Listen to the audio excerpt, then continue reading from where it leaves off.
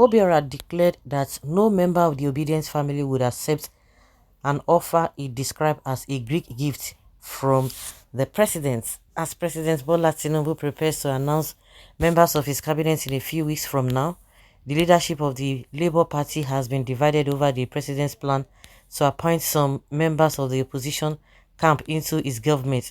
This day gathered that the president has reserved key positions for the three main opposition parties, the People's Democratic Party (PDP) and Labour Party, and the Rabi Kwakwanso-led New Nigeria People's Party (NNPP) for appointment to give them and their supporters sense of belonging and to fulfill its promises of inclusiveness.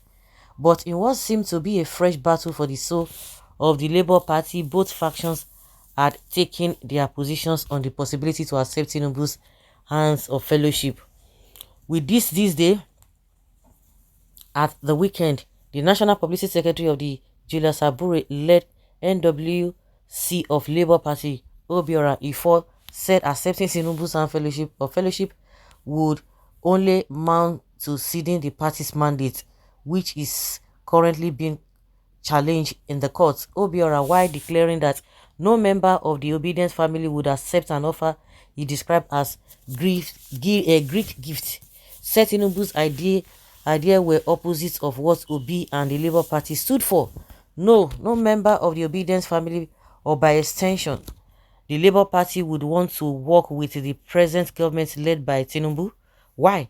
Because we believe that we won the election and we are in the court presently to get our mandate.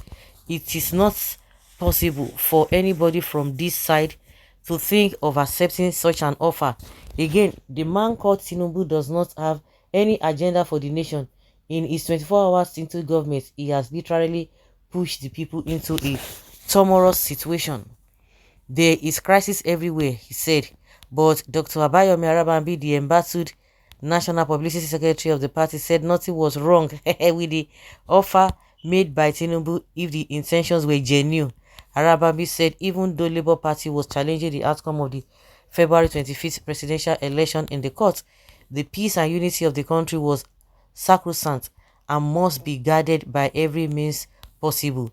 The winner takes all mentality among the political class has contributed largely to ethnic and political division witnessed in the country today.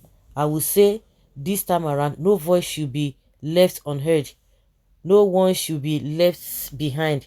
No one should be subject to any form of exclusion. For democracy to be sustainable, I believe that it should be all-inclusive. Democracy is dependent on the participation and the representation of all citizens, no matter the group they belong to. I am sure this is what Tinubu is about to achieve. Okay, if you dare go and collect it, me, I've never seen where opposition work with the governments of the day. So where with that, this guy, that like they all said, he just want to make this country one party system, and he thinks that when I saw this whole thing, I said, some people might still want to go, but I was suspecting that this Arabambi, they are the ones that will go because that is exactly what they want. And they just want to use that to cover up because they've been working for the Tinubu people. Well, if some people agree, and in another note, they still want a one-party system so that there will be no opposition. You can imagine, who does that? Who does that? Is that the reason why? So if they don't collect or if they don't accept the appointment, it now means that they want to create war, they want to... No, that is not it. It has always been. That is why we need to have a good opposition.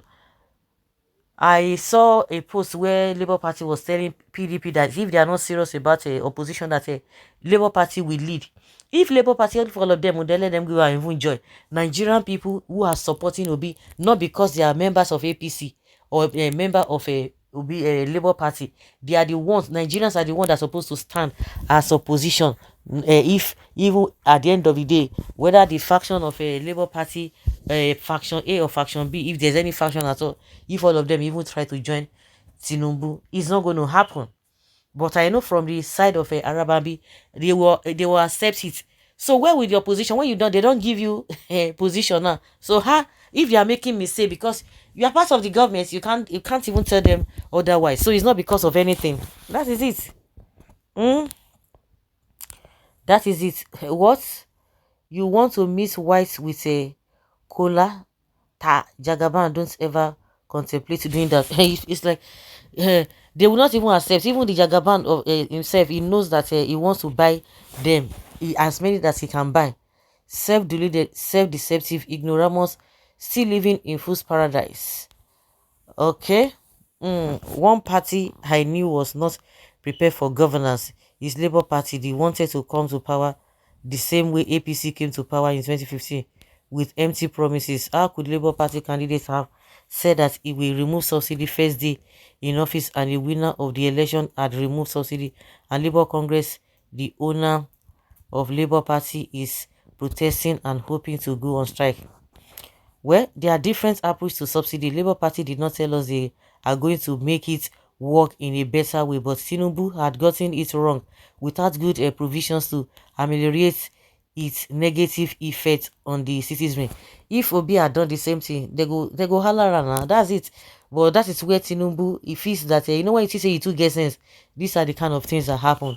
There are different approaches to subsidy. Labour Party did not tell us they are going to make it work in a better way. Well, their eyes will soon clear after Apex Court. Even at that too, it's not going to work. It's not going to work. That even if they give a Tinubu at last, so a Labour Party will not join because of what? Well, a man has stolen an invaluable treasure from another. The aggrieved owner goes to court with his son counsel and overwhelming evidence, and ultimately on his way to nailing the culprit. Boom! Culprit begins to lure owners and children and dependents into having a share of the looted treasure, hoping to destroy or water down his inevitable victory. Accepting or refusing Tinubu offer is purely individual's matter. Such will not strike out the election matter in court. What is the fuse about the obedience? You are looking for who will side you, but it is too late. No problem with the idea. Apapa and his co-betrayer Ola Arabambi hereby hope they are qualified. Tinubu, the African master strategist. Now you can't cause katakata for God. They know they do things like that now. Person, you know, see now, even he own people who support and say, well, they suffer. Are they happy? Was that what they bargained for after coming out of the suffering that Buhari put them before the election? Instead coming after, oh my God, no be so now. I know that all of them are dying in silence. They are dying in silence. That is not how it ought to be. Says strategies. I know you are crying there. You are wrong when you say Labour Party is divided on the issue of accepting appointments from President Tinubu. Labour Party Chairman Abure properly presented the position of the obedience movement and by extension Labour Party.